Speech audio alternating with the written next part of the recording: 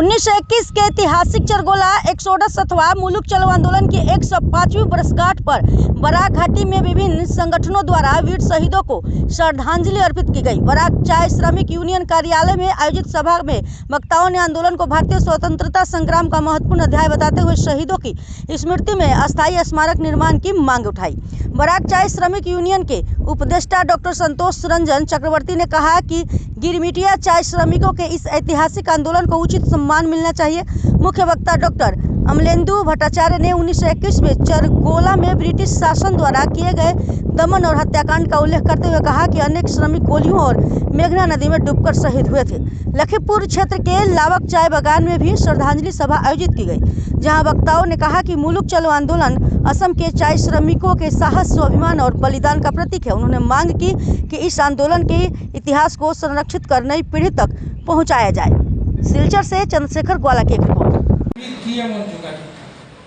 1984 সালে আমি গার্বি বাগানে গেছি এবং যেটা আমার নজরে এসেছে, দুদিকে দুটো বড় টিনের ঘর অর্থাৎ ফ্যাক্টরি, দুদিকে ট্রলি, উপর থেকে দেখলে এটাকে রেল স্টেশন বলে ভুল হতেই। এবং দেখুন, গার্বি চা বাগানের বোমায় আমরা এখানে চরগোলা আন্দোলনের কথা বলছি, এই বোমায় কোনো মানুষ আহত হয়েছিলেন কিনা, কারা আহত হলেন, তাদের অবস্থা কি হলো, কেউ মারা গিয়েছিলেন কিনা, ওই তারও তো ইতিহাস লেখা হয় না। আমি যেটা করেছিলাম 84 সালে গিয়ে আমি 3 জন মানুষকে পেয়েছিলাম যারা ওই বোমিং এর সময় জীবিত ছিল। তাদের সাক্ষাৎ, তারা যা বলছিলেন ওই সাক্ষাৎকারটা আমি একটা পত্রিকা ছাপিয়েছি। ওইটার নামই ছিল, কাছাড়ে একটা প্রবাদ ছিল, ধুকপুক ধুকপুক করতা মেরা জান, কাছাড় মে ঘুমা গিরা গার্বি। ওই কথাটা দিয়ে আমরা এটা লেখাটা চেপেছি। তা যাই হোক, এবার মূল কথায় আসি।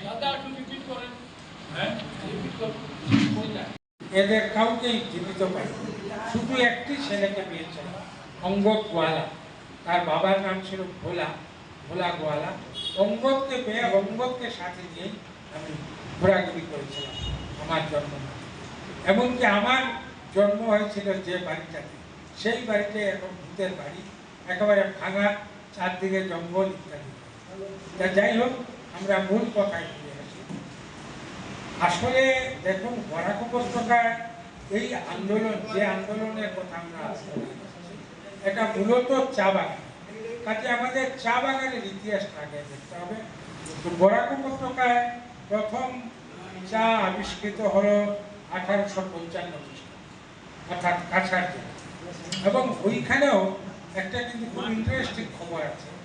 বলা হচ্ছে যে একজন ব্রিটিশ আধিকারিক কাছাড়ের তখনকার ডেপুটি কমিশনার ছিলেন না, সুপারিনটেন্ডেন্ট, তাকে চিঠি লিখে বলছেন যে ইউনান থেকে, অর্থাৎ চীনের ইউনান প্রদেশ থেকে যে মানুষরা আসছেন তাদেরকে জিজ্ঞেস করে দেখো যে এই মাটিটা চা চাষের উপযোগী। এখানে একটা খুব গুরুত্বপূর্ণ